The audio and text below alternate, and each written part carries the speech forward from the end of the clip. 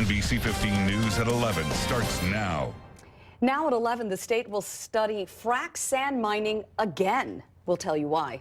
Plus, the big dig. Millions in New England are shoveling out after their epic snowstorm. And the Super Bowl is only 4 days away, but the focus, as you well may know, is not on the game. We'll have the latest on Deflategate. I'm really embracing that term now. It's beginning to just roll off the tip of my tongue. Every day we find out something new with that. Something a little new. Good morning, everyone. I'm Christine Belport. And I'm Ashley Matthews. Pretty mild temps are expected again today, but all good things must come to an end. Let's head outside, courtesy of our Capital Sky Cam. Pretty cloudy out there. Not much going on. To let us know how the rest of the day looks, let's head over now to meteorologist Brian Dukes. Brian. Hey guys, definitely a calm afternoon in store. As you mentioned, though, plenty of cloud cover out there, so if you're hoping for a few rays of sunshine, well, today likely not going to be your day. In terms of precipitation, well, we should remain dry, and that'll help temperatures climb through the afternoon. Already at 28 degrees in Madison, it's 30 in Mineral Point, the same in Janesville, and 26 in Baraboo. Those winds will be picking up through the afternoon out of the south and southwest, anywhere from 15 to 20 miles an hour. So despite our lack of sunshine, that southerly push of winds will help temperatures actually climb above the freezing mark by the end of the day. In fact, by 4 o'clock, right around 33, back down to the freezing mark by 6. And we do have the potential for some freezing rain as we head into the overnight hours and a better chance of snow as we work into the weekend. We'll talk more about that in your full forecast. That's in a few minutes. Guys? Brian, thank you. Governor Scott Walker is doing a little traveling around the state today. He was in Racine this morning to speak at the Wisconsin Apprenticeship Summit.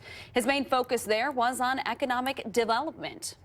We need to value in this state and in this country our sons and daughters who choose to be highly skilled welders and machinists and fabricators and heavy equipment operators and carpenters and plumbers and others out there, just as much as we honor those sons and daughters who choose to be doctors and lawyers and accountants. Earlier today, Governor Walker mentioned he sees gaps in the potential field of Republican presidential candidates in 2016. He says the worries he has about the country are causing him to look at a White House bid. He'll be making appearances at a couple events in Madison later today. A bipartisan group of lawmakers is urging Governor Walker to reconsider his decision to reject a Menominee Tribe casino in Kenosha. 10 lawmakers, including Assembly Speaker Robin Vos, sent Walker the letter today. On Friday, Walker said he wasn't going to approve the $800 million casino. The lawmakers argue the potential benefit to state jobs and economic development offered by the casino is too great to pass up. Well, here are a couple new Crime Tracker 15 reports out today. 3 men are facing charges following an armed robbery in Janesville. It happened just before 1 this morning on the 500 block of South Jackson Street. The victim says 3 men, Mylon Stewart, Robert Johnson, and Daryl Smith, robbed him at gunpoint. When police arrived, they tried to get away, but they caught up with them a short time later. And a Madison man has been charged with stealing computers from the state.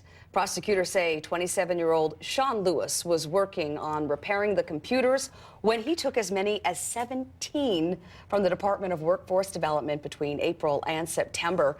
Investigators say Lewis sold some computers at pawn shops and others on Craigslist. Police say Lewis traded one even for drugs.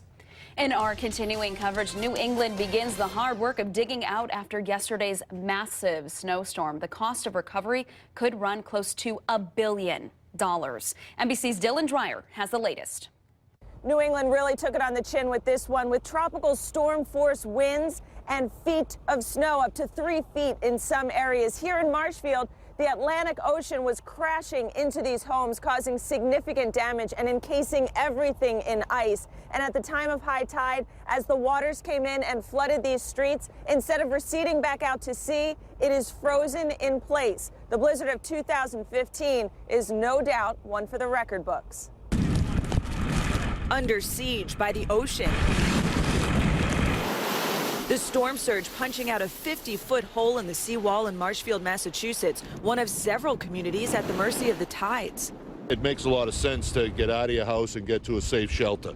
Hard to find shelter on an island, Nantucket battered by winds near 80 miles per hour. Virtually everything we've had has failed, including, as of right now, our 911 is not working. People across New England are calling this blizzard wicked, and not in a good way.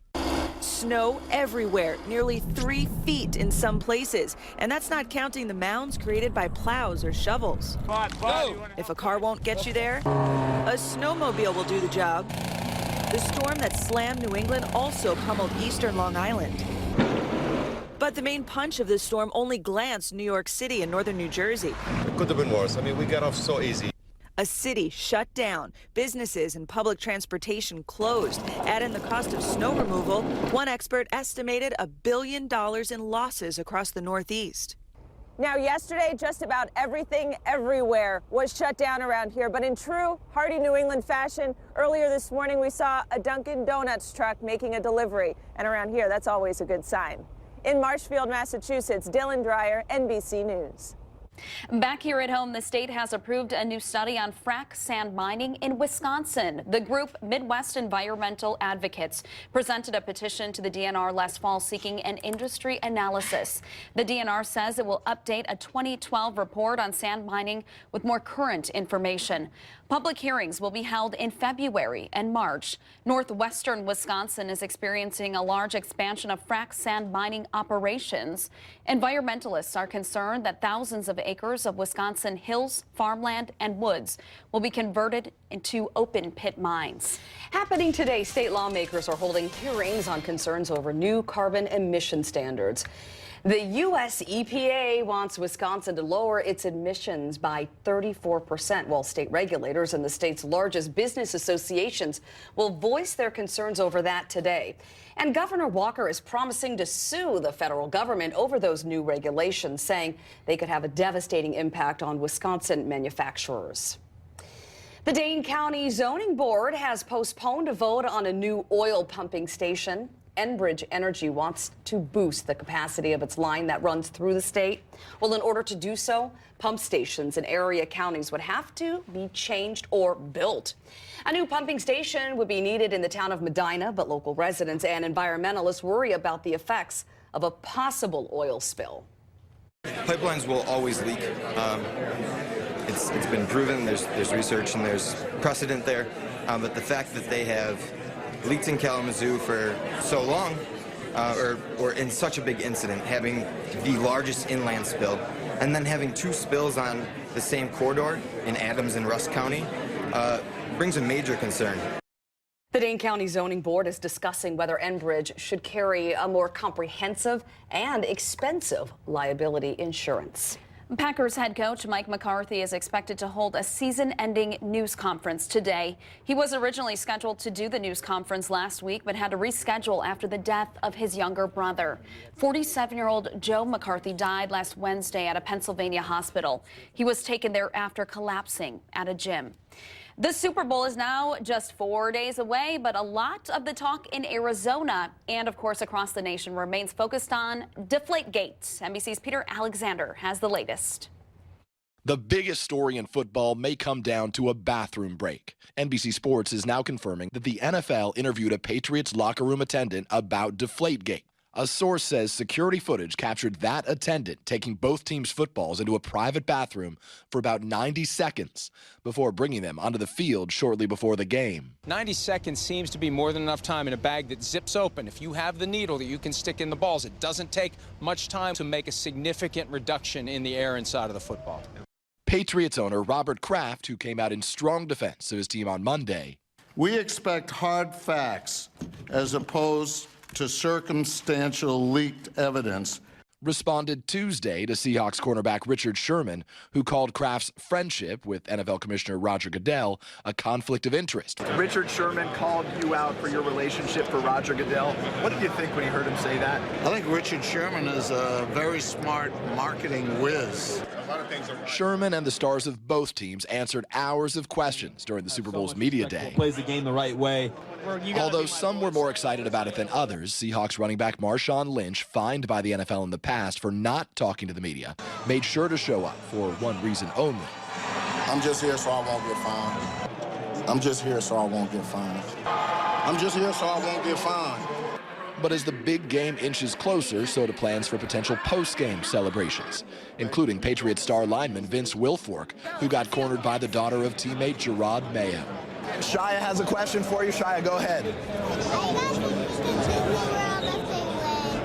Will I take you to Disney World if we win? Just for you, yes.